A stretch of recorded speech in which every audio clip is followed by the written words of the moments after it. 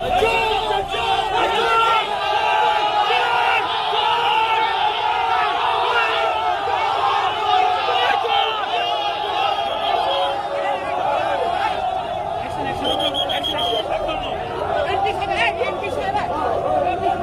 মুহূর্তে দেখতে পাচ্ছেন একেবারে কল্যাণ বন্দ্যোপাধ্যায় শুয়ে পড়েছেন।